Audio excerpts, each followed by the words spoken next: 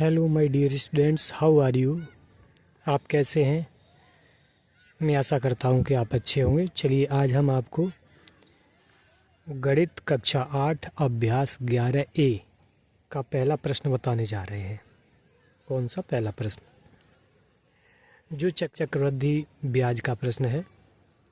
इसमें पूछा गया है कि किसी धन का 2 वर्ष में चक्रवृद्धि ब्याज से, कौन सी ब्याज से? चक्रवृद्धि ब्याज से। चक्रवृद्धि ब्याज से मिश्र धन 2,400 रुपये तथा 3 वर्ष में मिश्र धन 2,520 रुपये हो जाता है, तो वार्षिक ब्याज दर बताइए। तो देखिए यहाँ 3 वर्ष की बात कही जा रही है, लेकिन वास्तविक तौर से देखा जाए तो आपको विवरण सिर्फ 1 वर्ष का दिया जा रहा है। वो धन नहीं बताया गया जिस धन का ब्याज और वो धन जोड़ करके 2,400 हो रहा है।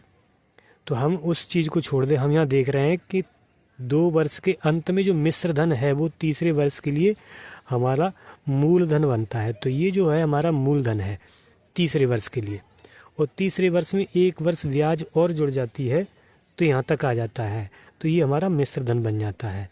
तो हमारा मूलधन ये है और मिश्र धन ये है।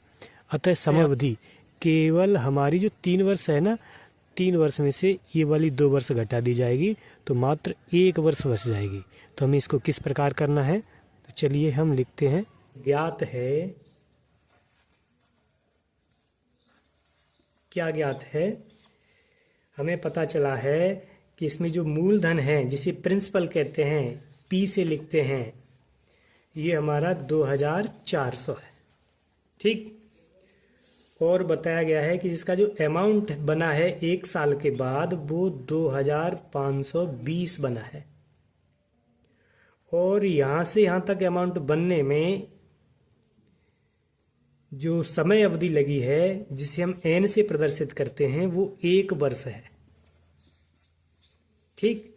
अब इसमें दर पूछ रहे हैं कि कौन सी दर से ये 2,400 से 2,520 हो गया है, तो ये दर पूछ रहे हैं। इसे ज्ञात करने के लिए हम चक्रवृद्धि ब्याज का जो सूत्र होता है उसका प्रयोग करेंगे। तो चक्रवृद्धि ब्याज का सूत्र क्या होता है कि A बराबर P 1 प्लस R बट्टे 100 अपॉन N।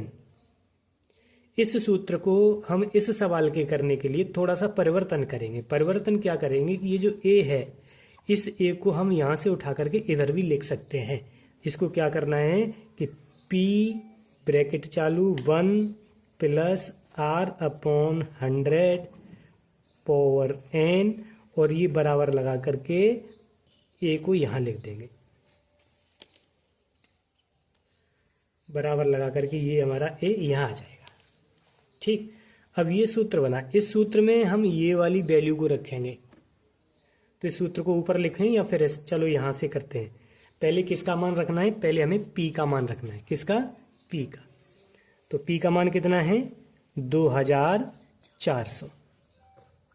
ठीक। अब ये ब्रैकेट स्टार्ट करेंगे तो ब्रैकेट स्टार्ट कर लिया, 1 लिखेंगे तो 1 लिख दिया, प्लस लगाएंगे तो प्लस लगा दिया, R ऊपर लिखेंगे और बट्टे 100 लिखेंगे तो 100 लिख दिया।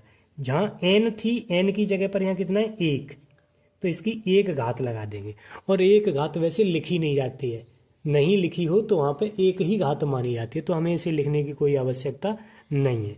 तो ये बराबर लगाएंगे और बराबर लगाने के बाद A का मान लिखेंगे। A का मान कितना है? 2,520।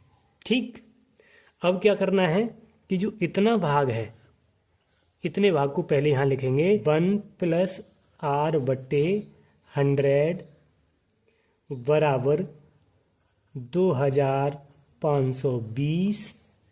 इसको जब इधर लाएंगे तो ये गुणा का संबंध है इन दोनों के बीच, तो इधर आएगा तो हमारा हो जाएगा भाग का, तो ये हो गया 2,400। 0 से 0 यहीं पे ख़त्म कर देते हैं। आगे बढ़ाएंगे इसको, तो आगे हमें फिर इधर बढ़ाने से ये जो 1 प्लस है ना, इसको इधर ले जाना होगा, क्योंकि हमें इसमें से R ज्ञात करनी है इतने में से। तो हमें लिखना है R बट्टे 100 बराबर 252 बट्टे 240। अब इसको इधर ले जाएंगे तो ये प्लस का है, किसका हो जाएगा, माइनस का, -1। जब इसको सॉल्व करेंगे तो हमारा आएगा r बट्टे 100 बराबर 12 बट्टे 240।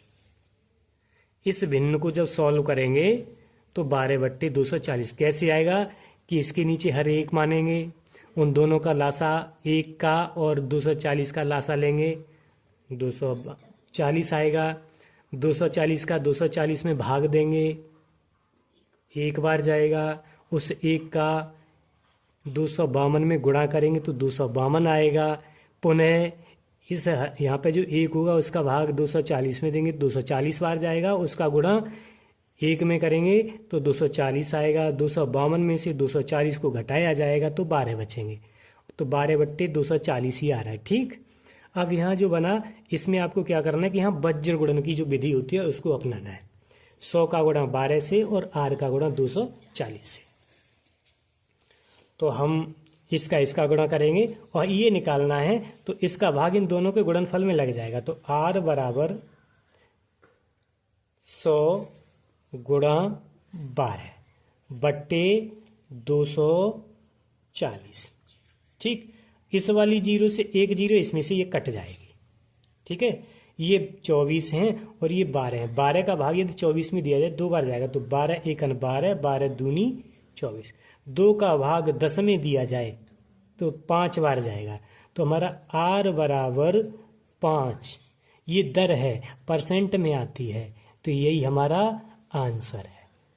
आशा करता हूं कि आपको यह प्रश्न समझ में आया होगा। यदि समझ में आ गया है तो अपने इस गणित की एक्सरसाइज से यानी अभ्यास 11A से अगले सवालों को हल करने की कोशिश करें और मुझे कमेंट में बताएं कि आपका कौन सा सवाल छूट रहा है, उसे मैं पुनः अपलोड करूं। और हाँ माय डियर स्टूडेंट्स, अगर आपने अभी तक यह चैनल सब्सक्राइब नहीं किया है तो नीचे दिए हुए subscribe personalised all bell icon पर क्लिक करें। धन्यवाद।